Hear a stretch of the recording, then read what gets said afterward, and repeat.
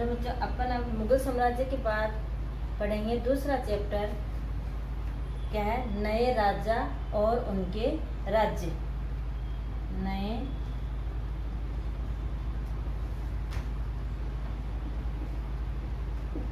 नए राजा और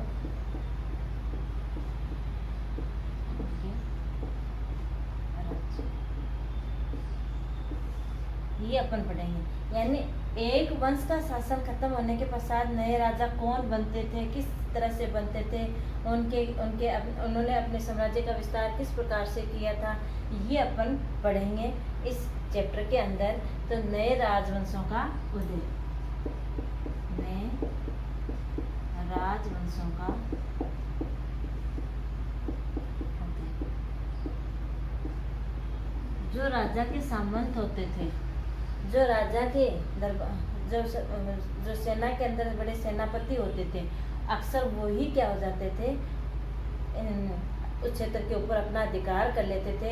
या राजा का जो बड़ा पुत्र होता था उसको हरा करके और वो क्या कर लेते थे, क्षेत्र के ऊपर अपना अधिकार कर लेते थे। या फिर कोई ऐसा जो राजा के अधीन रह करके कार्य कर रहा और युद्ध हो जाता कि वो उस राजा से बलशाली निकल जाता, तो वहाँ पर एक नए राजवंश का क्या हो जाता था, उदय हो जाता था। ये अपन अब इसके अंदर पढ़ेंगे कि किस प्रकार से नए राजवंश की भारत के वो बनने लगे। ठीक है, तो अब अपन पढ़ते हैं। नए राजवंशों का उदय होने के लिए पहला कारण था कि नए राजवंशों की जो स्वीकृति थी वो हासिल करने के लिए उनके द्वारा निम्न कार्य किए जाते थे।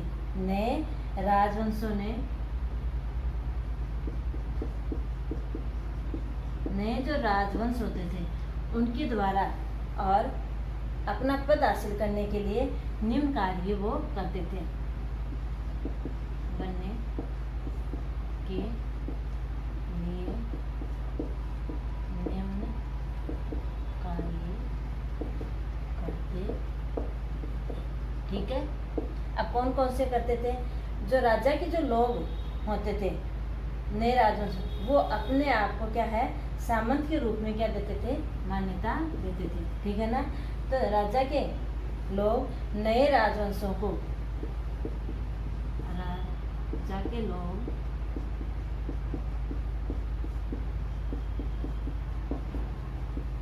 नए राजवंशों को, यानी दूसरे जो राजवंश जो बनने वाले होते थे, है ना, वो बाद में जाकर के सत्ता हासिल कर लेते तो क्या हो जाता, नए राजवंश हो जाते थे। तो राजा के जो लोग होते थे वो जो नए राजवंश को और क्या है, अपने अधीन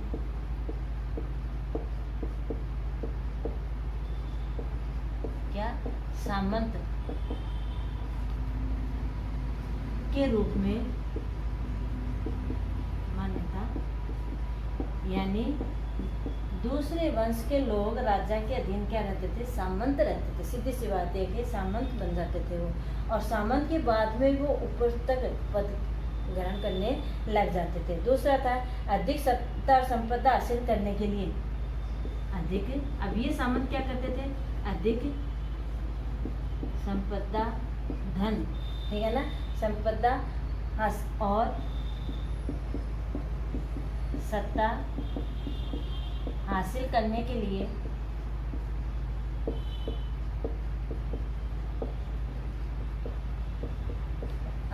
सत्ता हासिल करने के लिए क्या करते थे, करने पर सामंत अपने आप को, सामंत अपने आप को किसकी उपाधि देते थे, अपने आप को महासामंत, सामंत के ऊपर भी बड़ा सामंत, ठीक है ना, महासामंत, महामंडलेश्वर,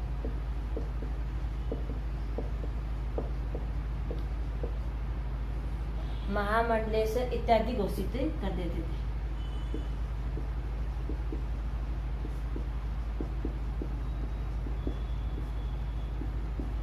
ठीक है, इत्यादि घोषित कर देते थे। और तीसरा था कभी कभी अपने स्वामी के अधीन, कभी कभी अपने स्वामी के आधिपत्य में वो स्वतंत्र हो जाने का दावा भी करते थे।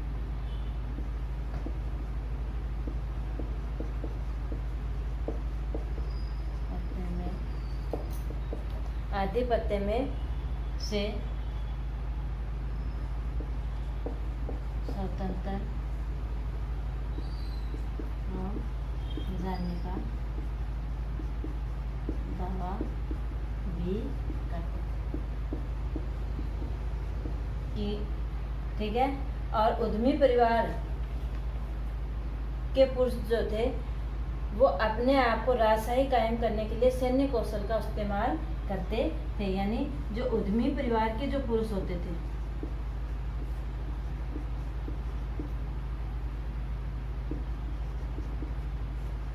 के पुरुष क्या करते थे, पुरुषों ने अपनी राजशाही कायम करने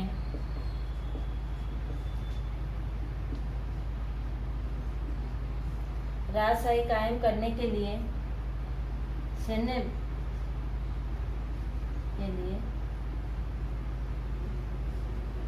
सैन्य कौशल का क्या करते थे, प्रशिक्षण का इस्तेमाल करते थे।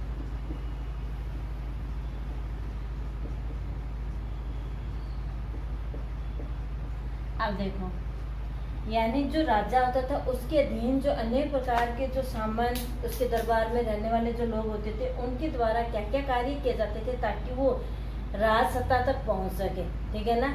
तो आपकी बुक के अंदर ये 4 पॉइंट दे रखे हैं कि राजा के लोग नए राजवंशों को अपने अधीन क्या है, सामंत की मान्यता देते थे। दूसरा, संपदा यानी धन और सत्ता हासिल करने के लिए सामंत अपने आप को कई बार क्या है, महासामंत, महामंडलेश्वर, कि मैं सबसे बड़ा हूँ, इस प्रकार से और वो घोषणा कर देते थे। कभी कभी अपने स्वामी के आधिपत्य में ही और अपने आप को वो एक स्वतंत्र शासक भी घोषित कर देते थे। उद्यम परिवार के पुरुष अपनी राजशाही को कायम करने के लिए और कभी कभी वो सैन्य प्रशिक्षण भी लेते थे, सैन्य कौशल की विद्या भी सीखते थे ताकि वो एक नए राजवंश के रूप में उभर सके। इसके लिए आपकी बुक में एक उदाहरण दे रखा है कि किस प्रकार से एक नए राजवंश का उदय हुआ। ठीक है ना, कि वो पहले किस तरह से सामंत थे और राजा के अधीन थे और फिर किस प्रकार से वो उभर करके सामने आए।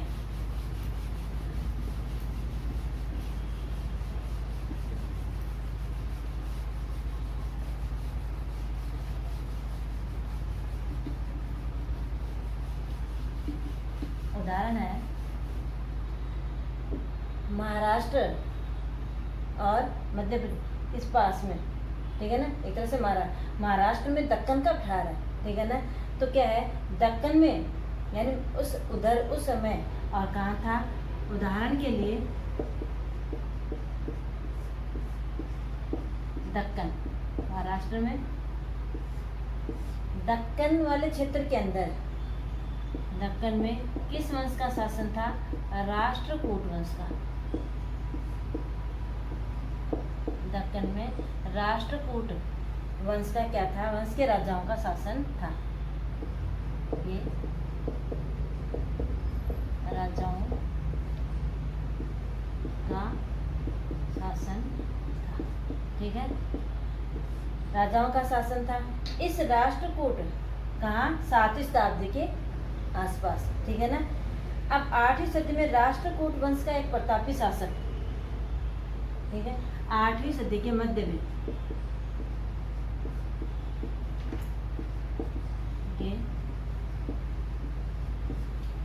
देखो ये राष्ट्रकूट वंश उभरा कैसे था।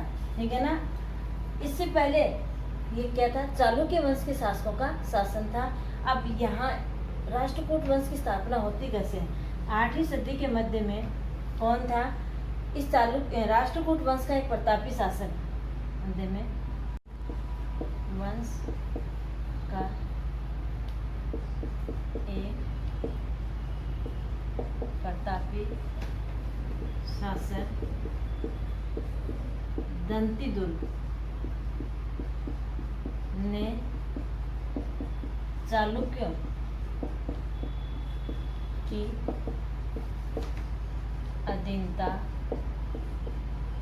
को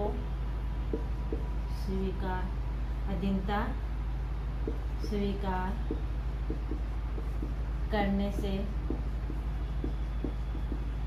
इनकार कर दिया।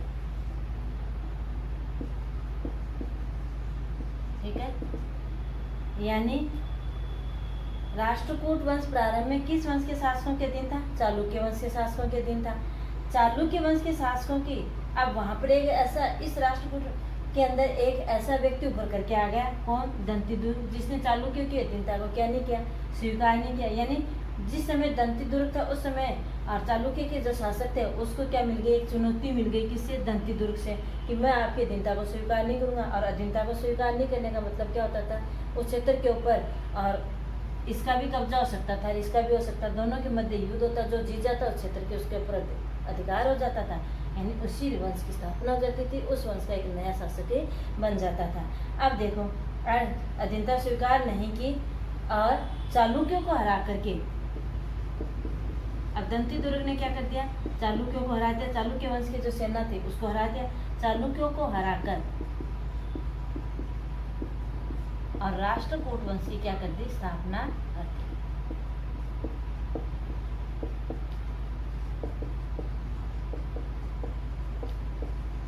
ठीक है, ये आपका उदाहरण दे रखा है। अब इस राष्ट्रकूट ने, इस दंतिदुर्ग ने क्या करवाया? एक वो अनुष्ठान करवाया। ठीक है ना, दंतिदुर्ग ने, क्योंकि ये तो सामंत थे, इनके अधीन रहते थे, क्षत्रिय तो नहीं थे, इनकी सेना में भी भर्ती नहीं। तो दंतिदुर्ग ने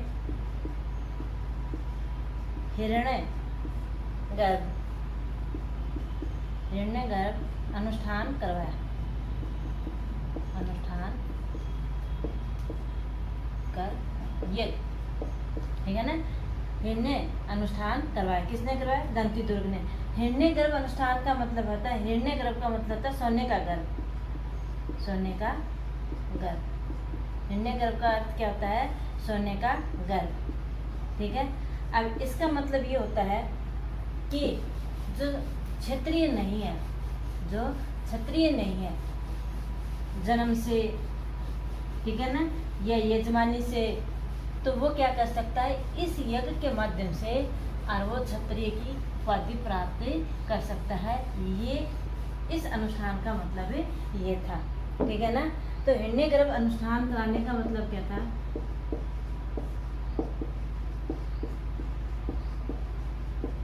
हिरण्यगर्भ अनुष्ठान का क्या था? अर्थ का मतलब था कि कोई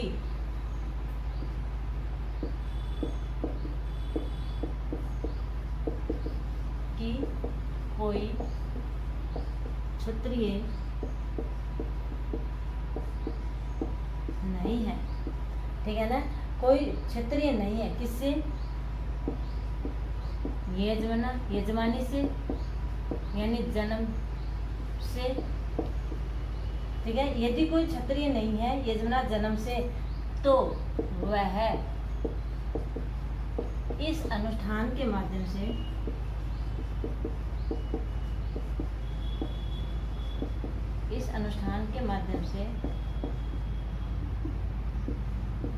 क्षत्रिय बन सकता है। ठीक है, वह क्षत्रिय बन सकता है। क्षत्रिय दोबारा क्षत्रियता प्राप्त कर सकता है, यानी दोबारा वह क्षत्रियता प्राप्त कर सकता है। और फिर इसके पश्चात देखो, कुछ उद्यमी परिवारों के पुरुषों ने भी, ये भी मैंने बताया कि वो भी क्या करते थे? सेना का प्रशिक्षण लेते थे, है ना। कुछ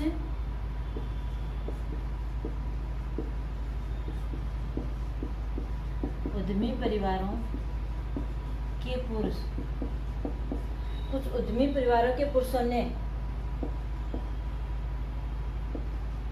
अपने राजशाही कायम करने के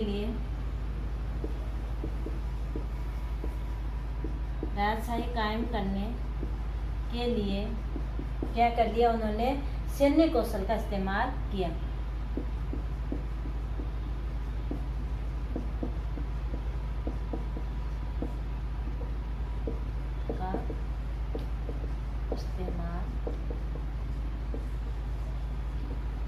जैसे कौन से हैं, जैसे गुज्जर प्रतिहार,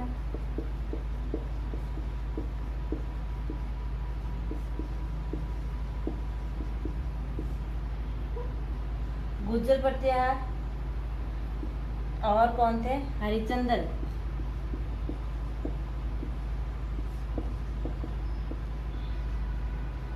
ब्राह्मण, हरिचंद्र ब्राह्मण आदि।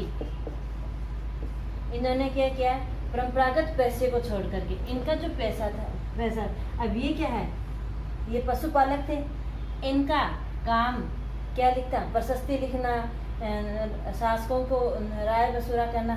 तो ये हरिचंद्र ब्राह्मण आदि अपने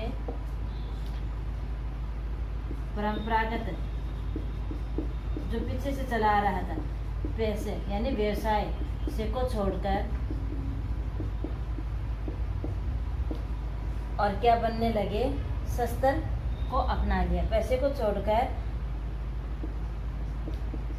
शस्त्र को अपना, यानी इनमें जो जितना बलशाली हो गया शस्त्रों का अध्ययन करने के पश्चात उसने क्या कर लिया, उस क्षेत्र के ऊपर अपना अधिकार कर लिया। जैसे गुज्जर प्रतिहारों ने कहाँ किया, गुज्जर प्रतिहारों ने कर्नाटक और राजस्थान, ठीक है ना,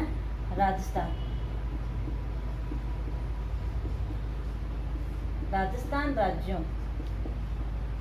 में अपने राजवंश की स्थापना करी।